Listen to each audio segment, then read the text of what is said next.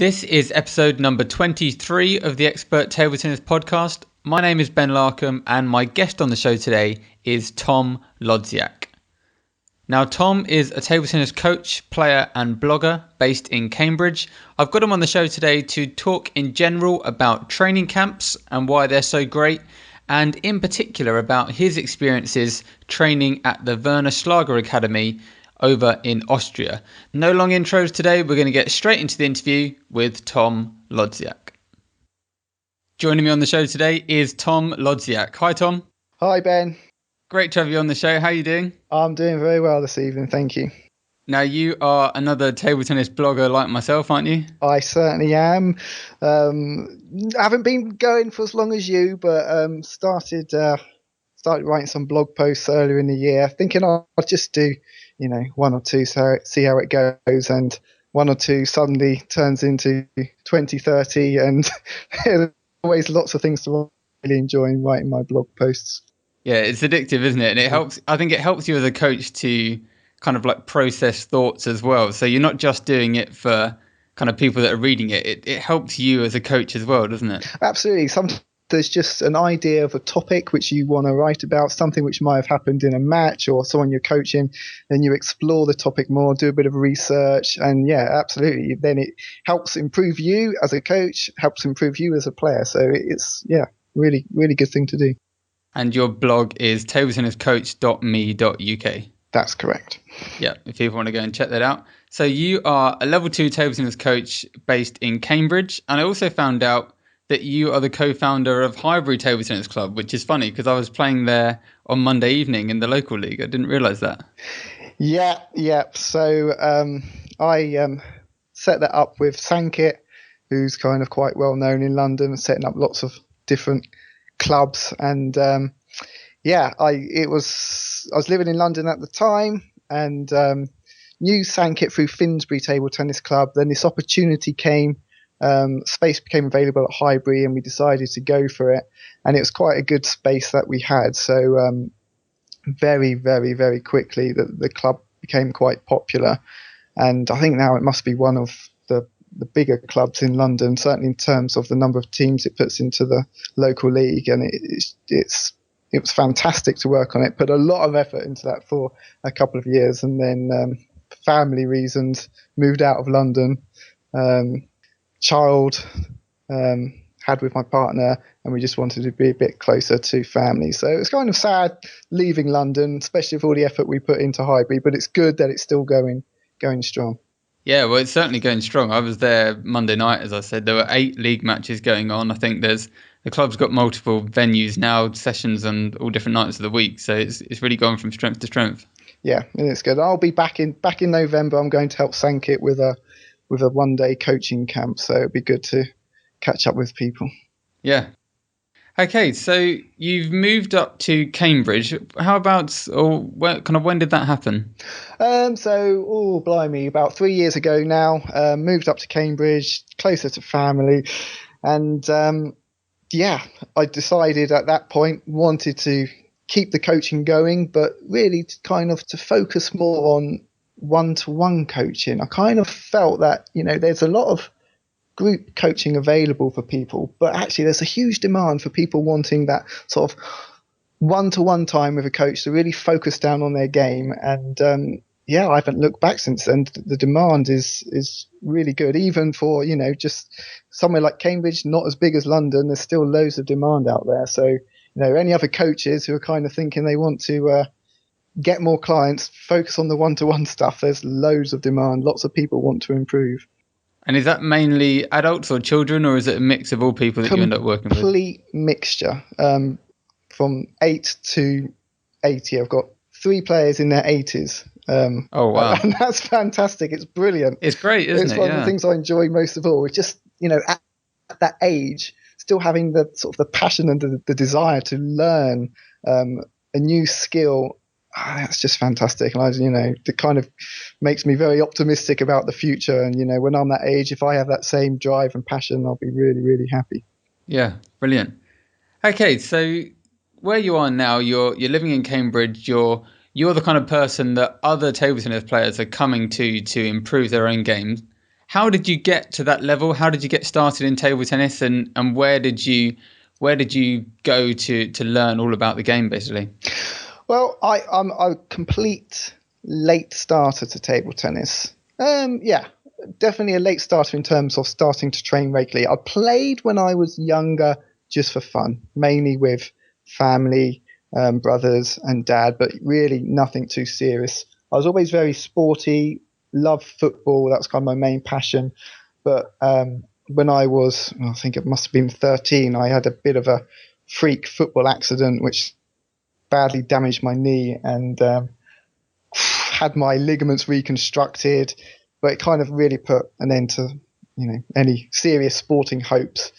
My knee was never really stable enough to play football. Tried to get into long distance running, but that was too painful. So, getting to the age of, early 20s, feeling a bit frustrated, really. I've always been very sporty, but not really been able to do much. And then I think it must definitely mid-20s. I think I was on a family holiday in Sri Lanka. My brother was getting married in Sri Lanka, and there was just an old tennis table there, and started playing with my brothers again. I thought, you know what? I really do love table tennis. So when I got back to London, started going along to Finsbury Table Tennis Club. My knee felt okay. I thought, yeah, I can do this. So I started playing more and more. Took part in one of the teams. Worked way up the divisions. Eventually, we kind of got promoted to Division 1. And then at that point, that's when Highbury Table Tennis Club came along, set up with Sankit, then played a couple of seasons for Highbury Table Tennis Club, and then it was the move to Cambridge. So late starter, and I've been so mid-20s. So I've been playing now regularly for about 10 years. And when I started playing again, I was still playing more for fun, but it's over the years I've got more and more serious about it. And when I moved to Cambridge, I was kind of fortunate to meet Mitchell, who's a former England international and a very, very good coach as well. And he's helped me an awful lot as both a coach and a player. So I kind of, even though I'm mid-30s now and I'm never going to be a professional table tennis player, I'm still really trying to, I still think there's a lot I can improve in the time available. And so I'm trying to get as good as I can as a player. And that also helps me as a coach because I can coach them ever more large amounts of people. So that's kind of my background, really. Part of me, slight bit of regret that I'm not 14 again. If I was at the standard I am now when I was 14, you kind of think, oh, it'd be interesting to see where things had gone, but it's a bit too late for me now. But I'm still trying to improve my game as much as I can. Yeah, I think everyone struggles with that to an extent. Like, I know I started playing seriously maybe when I was about 16 or 17, and you're thinking, and obviously to you that probably sounds quite young, but to me at the time I remember thinking, oh, if only I'd done this when I was 11 or 12, like all the other people that you see at these tournaments. So I think that's one of those things where everyone wishes that they started younger or started training seriously at a younger age, but obviously there's nothing we can do about that now. And what you're doing is just, trying to make the best of kind of what you've got going forwards, and it sounds like you're doing a really good job. Yeah, and I think for other late starters out there, the toughest thing, I think, compared to if you're a junior 11 and 12 and you're already playing at a decent standard, is that you get completely swept up with the coaching system. You get picked out, you start attending, regional camps, then maybe national camps. You receive the best coaching. At that point, you don't have to worry about work and everything's made quite easy for you. When you start later, you can still become a really good table tennis player. It's just there's far more obstacles in the way, work, family, etc., and quite frankly, sort of the coaching structures in the UK, they're just not. They wouldn't be interested in you. Fair enough. They want to put their focus on the younger players because they're the ones where you're going to have the most chance of making it to a higher level. But so you can still reach that higher level. You just got to really be dedicated and determined and fit table tennis into your life as much as you can. I mean, it is just more of a struggle, isn't it? When you're a kid, you seem to just be on this slipstream where you're pushed from one thing to the other and everything's set up for you. Whereas when you're an adult, you've got to sort it all out yourself. You've got to make the best with kind of iffy clubs and training setups, and just nothing seems to be ideal. So it's just everything's that little bit more difficult. Definitely. Now, one of the ways that you've managed to overcome that and really try and get yourself in these really strong professional environments like the kids would have is to go off and do a few different training camps, isn't it? Yeah, absolutely. I've been to a few in the UK. And what are the UK ones that you've done, Tom? The first one I went to was a T Sports one. I don't know if they run it anymore, but they did for a number of years, and that was based up in where did we go? I think we went to Durham, and that was great experience because we had Matthew Said there and Ryan Jenkins and a young Danny Reed. And that was before Matthew Said became a best-selling author. So, it's kind of, he did more of that type of stuff. And that was great. Just having exposure to those sort of players who are giving you tips and sort of encouraging you to develop. Another good one in the UK I've been to is the one in Northamptonshire, the Westfield one. That's one with Desmond Douglas and the Yarnell family.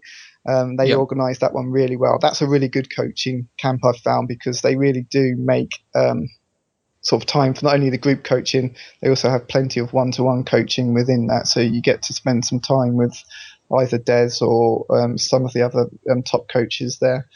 And then there's a few local ones that I've been to as well. Okay, and then do you find that they've been really valuable? Because I do find that a lot of adult players don't really, I don't know, they don't seem to buy into training camps. They tend to just get into their routine of going to their local club at a certain day, and the idea of a training camp doesn't really kind of appeal to them. Yeah, I mean, I guess I suppose you have to be, really love your table tennis because you'll be spending 3, 4, 5 days in a training camp environment, and so you've really got to love table tennis, I think, to want to do it in the first place. But for those players who, are really into their table tennis, it's something they should definitely consider doing, because I think when you get out of your normal club environment, it's great for your game because you get to hear from different coaches, and often, you've got ex-professionals or professional players at the moment coaching at these camps. So it's players at a very high standard. It's kind of a very focused training environment.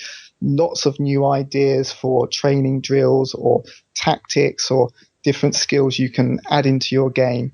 And when I've done it, I've found really it's just a bit of escapism as well. You get away from everything else for a few days, so you kind of completely refresh mind, not so much body, because by the end you're quite knackered, but certainly your mind, it's a really good refreshing experience. So, for anybody playing in local league, it's definitely something that I would recommend doing, finding a training camp, and great way to improve your game.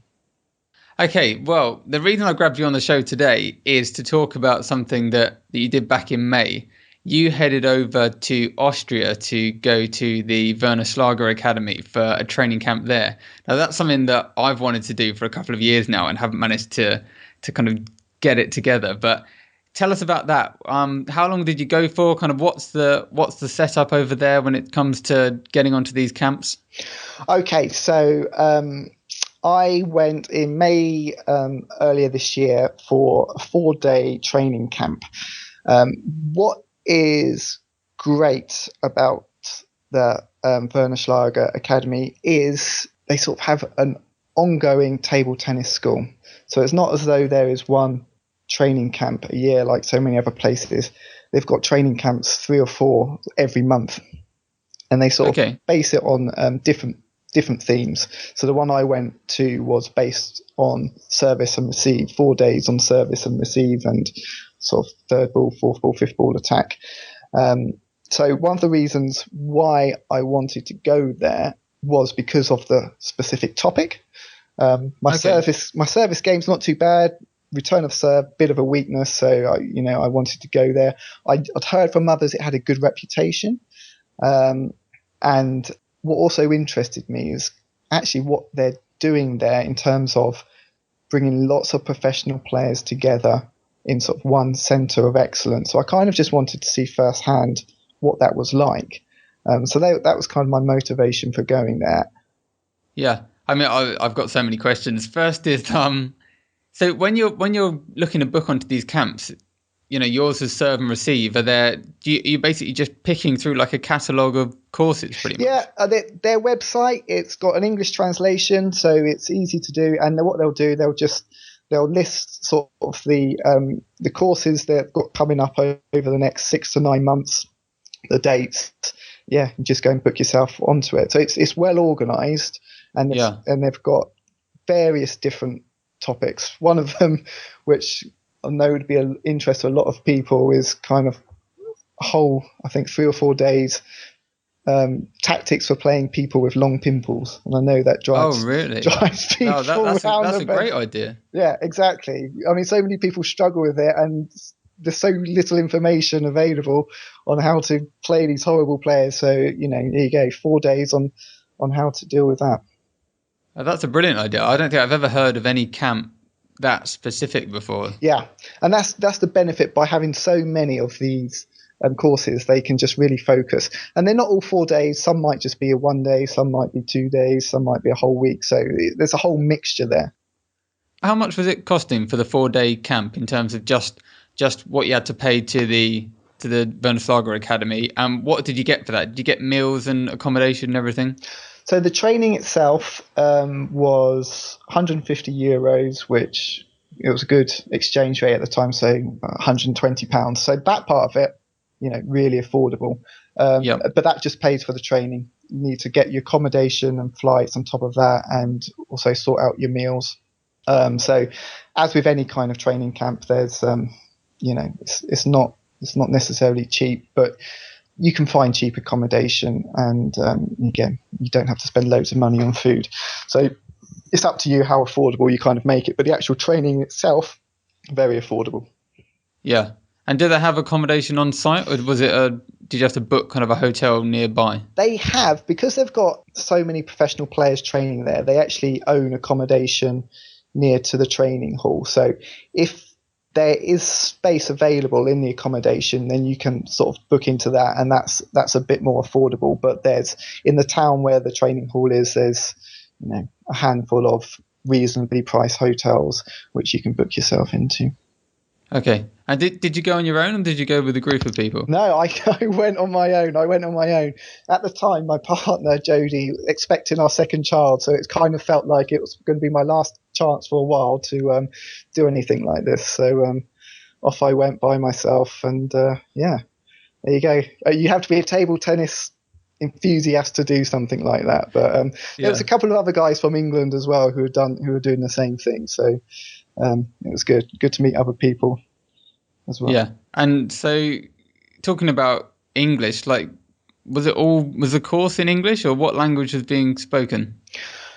It was taught in German, but Fabian, who kind of runs the table tennis school, he translated everything for myself and the other English players. So we did not miss out on anything at all. And of course, anywhere you go in the world, everybody seems to be able to speak English well. So the other players, really great, would speak to you in English. It kind of really makes you a bit ashamed to be English, that so bad at other languages. But the language wasn't a problem at all. And when it comes to the kind of age range and the ability level there, what was that like? How did you slot in? Well, you got a couple of different options. On the one hand, you've got the professionals training there at the same time, but it's professionals and other advanced players. So if you're playing at a very high level, then you can sort of put in the request to essentially join in with the professional training group to allow you to go on. I think you have to sort of send in videos of yourself playing so that they can sort of see what your standard's like. Okay. So you've got that option, or you've got the table tennis school, which is more aimed at the non-professional, the local league player, and that's what I went along to. And the standard there was, I guess, mixture of anywhere between high local league level to kind of more intermediate standard. So there's a mixture, but the coaches are quite clever with how they group you to sort of get the most out of it. So they'll sort of if you're doing sort of some complex training drills, they'll perhaps put the stronger players together so that you can make the most out of it. Okay, so pretty much any age, any level, Any you should be age, fine there going along. was, I think, again, a couple of teenagers and again, a couple of guys in their 60s. Yeah, because I know some people think that if they go on these camps, it's just going to be full of kids and they're going to stick out like a sore thumb if they're 40 or something and everyone else is 15. But it wasn't like that at all. No, not at all, not at all. And that's, I mean, from my experience of the training camps I've done, that's been fairly similar elsewhere. I know there are some training camps which are perhaps targeted more at the juniors, but certainly the table tennis school at Werner Schlager Academy for all ages. So I wouldn't be worried about that. Yeah. This is pretty incredible, really, that, local league players from England or anywhere really could just, they're able to just pay not that much money and go to one of the best places in the world and train alongside professional players. Yeah, absolutely. I mean, that is it's absolutely fantastic. So when I was there was Marcos Freitas was training there every day, and it's just absolutely phenomenal watching him train. You kind of, when you're watching on YouTube or occasionally on the television, you kind of think, yeah, that's fast, but you don't appreciate just how amazingly fast it is until you're kind of stood there watching them in person, and it's phenomenal. And they're kind of, sometimes you get distracted. You should be working on your own drills, but at the same time, you want to watch what Marcos Freitas is doing because, you're not going to see that every day.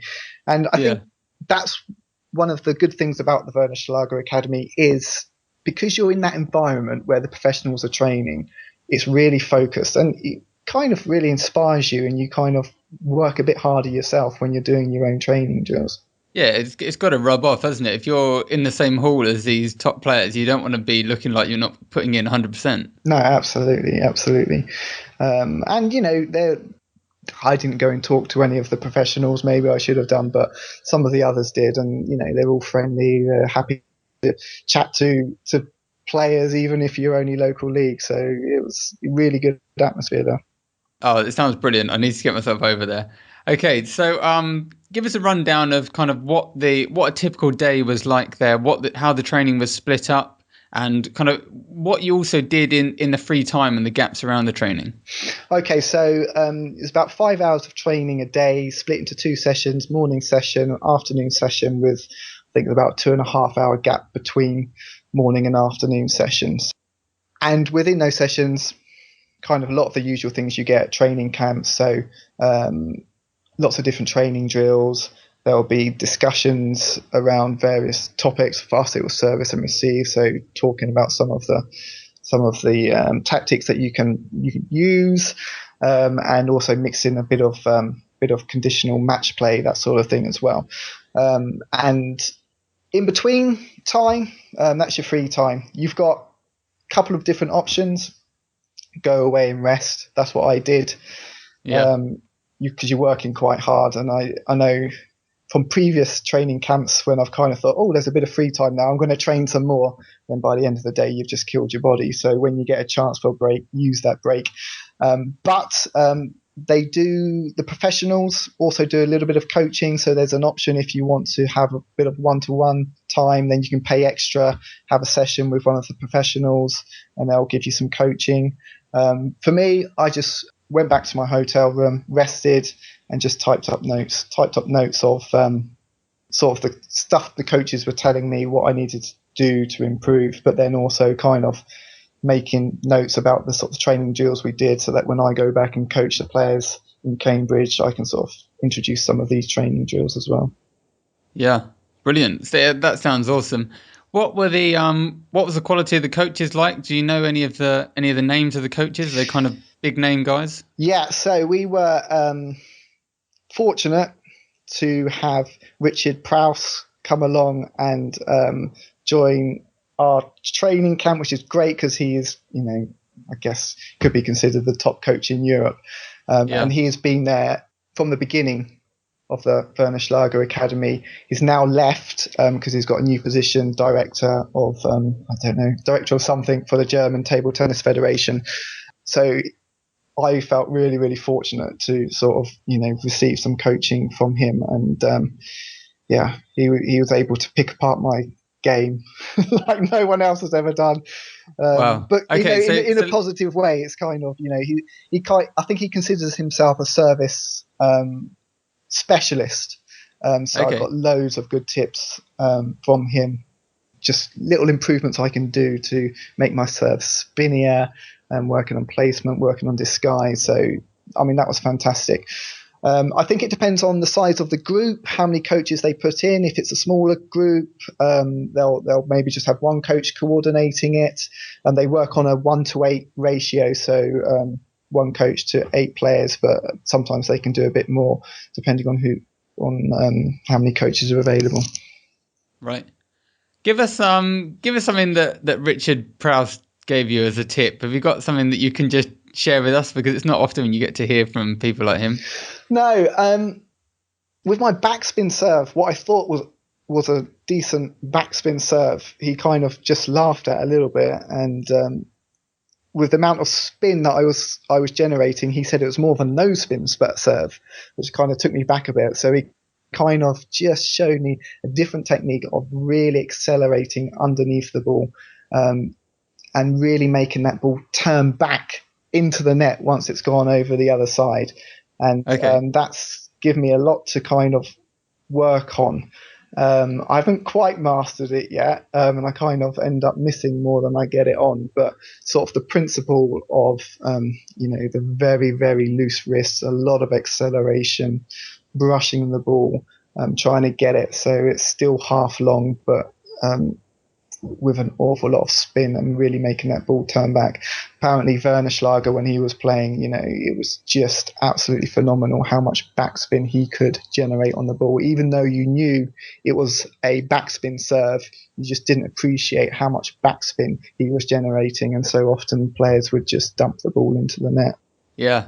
I think actually when you're watching top players on YouTube and stuff, it's hard to appreciate just how much spin they're putting on every shot, because you're just not used to playing it. And it's only when if you happen to come up against a really top player in like an open event at a Grand Prix tournament or something, and you realize that, you've never come across this much backspin on a serve before. And it's just like completely mind blowing that you keep pushing it into the net just because you just can't believe that they're able to get that much spin on it. Exactly. And but it seems to me anyway, when they're doing it, it's just still a short service action, but it's just the amount of whip they're getting with their wrist and how fine the contact is.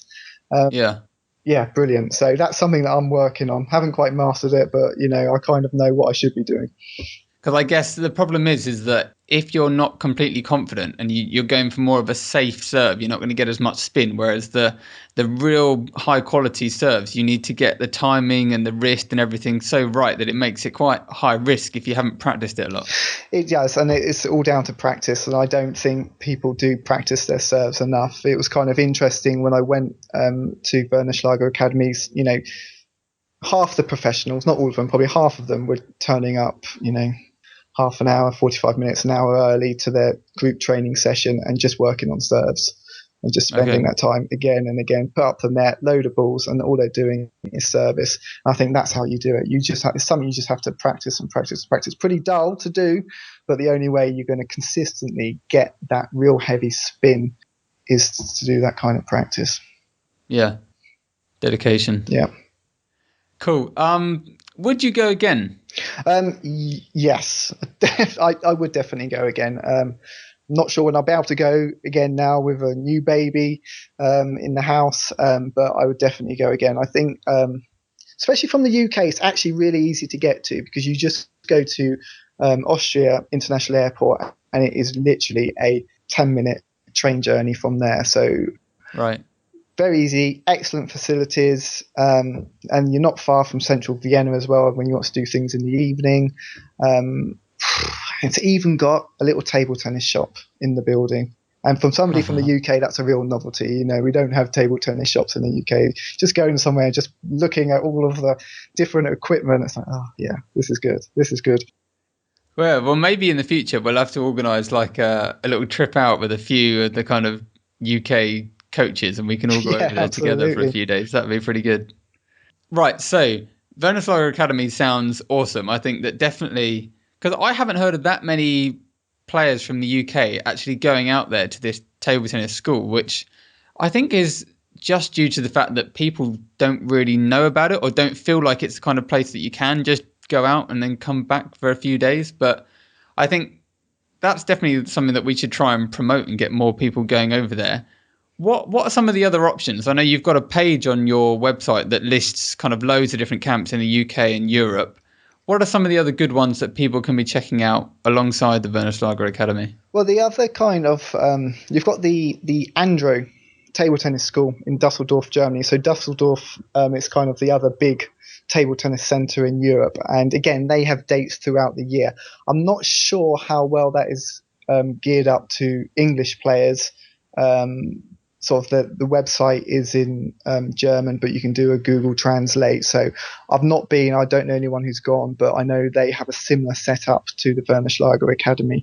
So that's an option. You've also got camps in France. There's a kind of a popular one there in ETT.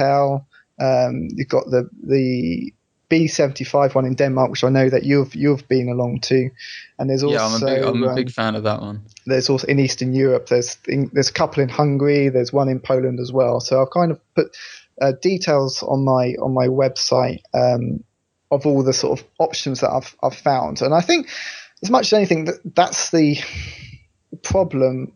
Is it's not so much the cost which puts people off. I think people generally find it difficult to find these things. When I was researching my blog posts, I mean, it took me quite a while to really find these, and it was only really over the course of a few months when more came to my attention that I sort of ended up with quite a good list of options available. But if you just go into Google and start searching training camps, it's not so easy to find them. Yeah, I wouldn't be surprised actually if after this we do start to see a few more people heading out to the Werner Schlager Academy, just because they now know about it and know that it's quite easy to do and have the confidence to just go and book it.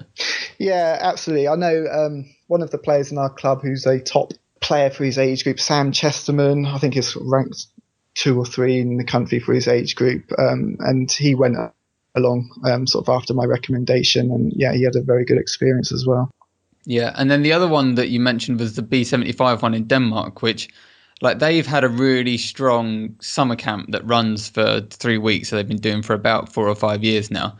They've just actually, the club has relocated to a full-time centre. So they're just starting to do these, like you can basically come out anytime and just train, provided you're a half decent standard, go out and train just alongside the other players at the club. So I know a few guys that have gone out there or are thinking of going out there. So I think the B75 one in Denmark is definitely going to grow and grow, and the coaches there are really strong as well. Yeah. So that's definitely another option. And then the other one, have you come across Will Maybanks, English coach? He's out in Eger in Hungary. Yeah, I have. I need to add that one to my website. Yeah, I've come across that one. Do you know much about it? Well, Sam went for a week. Sam, who did the Expert in a Year challenge, went out for a week, and he enjoyed that. And that's another one where you can go out basically any week of the year, and they'll fit you in. There's always people there, and there's the professional players. So yeah, I think that's another good one. So it's quite handy because people aren't always free to go out in the summer or whenever these other camps are. So yeah, if there are a few more where you can just go out for a week whenever, and I know that one's similarly very easy to book, accommodation not that expensive. So yeah, there are definitely options, and people should be checking them out. And I think it's great that more of this is starting to happen in Europe. And I think what's impressed me with the Werner Schlager Academy is actually the success they're actually starting to achieve. So we've just had the European team table tennis championships, and Austria, all the men train at Werner Schlager Academy. They won the men's team event. 2 players, Stefan Fagel, João Monteiro, they won the gold in the men's double. And actually the silver was also 2 players training at Werner Schlager Academy. And I think it's when you're bringing all of this talent together in one place with top coaches, this is how, we're going to improve. And I think this is what Chinese have been doing for a long time. All their top players have been training together. And in Europe, players have been more dispersed. So I think more of these centres of excellence where you're bringing the professionals together, it's going to benefit European table tennis, definitely. Yeah, definitely. Well, I'm so up for going out to this place now. I'm gonna have to twist my wife's arm to give me a week to get out there and check this out, because it just sounds brilliant. And I know if you are in the kind of the same situation as me and you do a bit of playing, you do a bit of coaching together, I think that's just brilliant, isn't it? Because it's going to give you so many ideas that you can take back and put into your own coaching, as well as helping you with your game. Yeah, that's it. It really, yeah. So both helped me massively as a player and as a coach. Really good thing to do. Now, I know that you said you'd go back to your hotel room and write down notes of kind of all the information that you'd been given by these coaches during the training. Every week I ask the guests for a top tip. So I was wondering if you could share maybe the number one thing that you took away from your training at the Werner Schlager Academy with us. Okay, so, well, for me, the course was on service and receive. So my tip is going to be related to that. The coaches really made this point strongly, that if you can make very good improvements with your service and receive, it's kind of one of the quickest ways that you can jump up a couple of levels. I mean, it kind of makes sense. Every rally begins with a serve. Every point's going to have a receive. And I think if you kind of break it down into more tangible sort of parts, it's if you really work on your serves, really make a lot of effort to improve them, that can very easily translate into, say, 2 extra points in a set. And similarly, if you're really working on your receives a lot, a couple of extra points in a set. Now that's 4 extra points you can pick up. So a set where you may be losing 11-7, all of a sudden you're winning that set 11-7. So I really strongly recommend making sure you spend plenty of time practicing serves, plenty of time practicing your return of serves. Richard Prowse kind of made the point at the professional level, it's even sometimes beginning to be considered a bit of a disadvantage when you're serving, because people are now so exceptionally good at returning serves. And that's kind of what it's observing. It can be a disadvantage when you're serving. Now, at local level, I'm not sure that quite holds true. But if you kind of take that principle that if you make your receiving really strong and you stop fearing your opponent's serve, then your game is going to be elevated massively. So focus on your service, focus on your receive. Right. And so you were out there about 5 months ago now.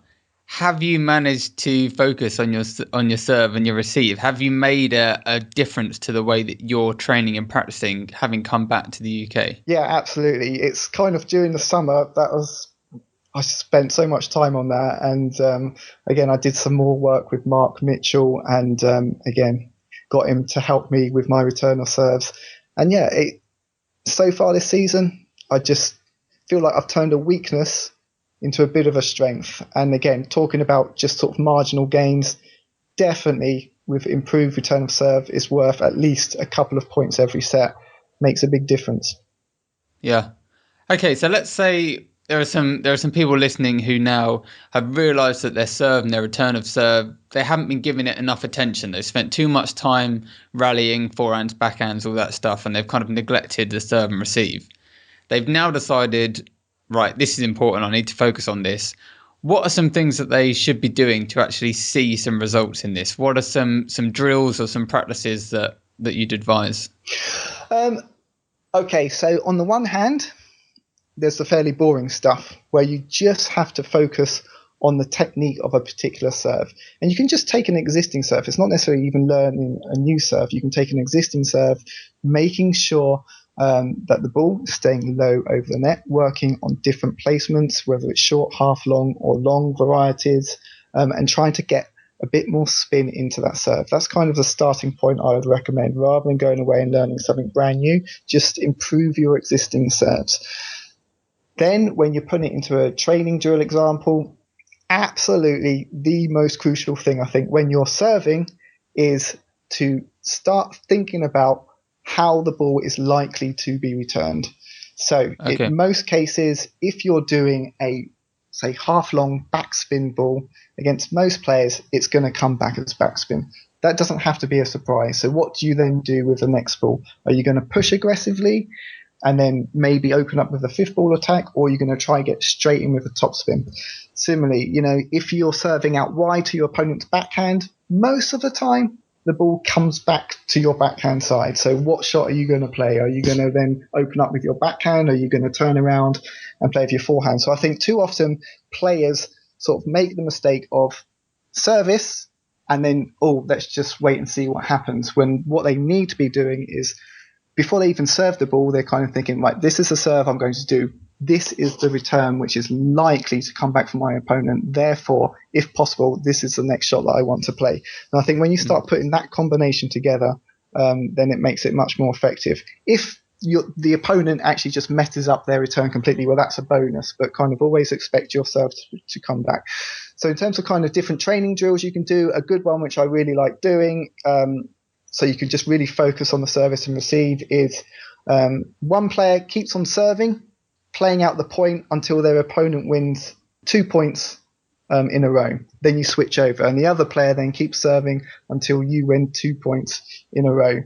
And that's kind of a good way of just put it into a match situation. So there's still a little bit of competition there. So you're still taking it seriously, but a lot of experimentation. You're not playing a match, so it's not serious. So therefore you've got free to experiment, trying different things. You may end up doing 20 receives in a row because you haven't won 2 consecutive points, but that's great because then you're practicing your receives.